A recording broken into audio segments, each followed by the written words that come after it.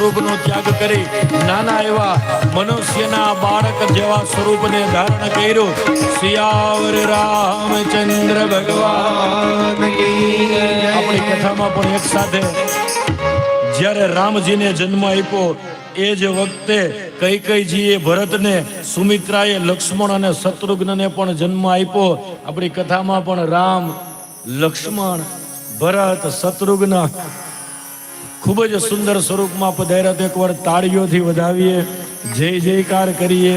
રામચંદ્ર ભગવાન કી જય, ભરતજી મહારાજ કી જય, લક્ષ્મણજી મહારાજ કી જય, શત્રુઘ્ન ભૈયા કી જય, સિયાવર રામચંદ્ર ભગવાન કી.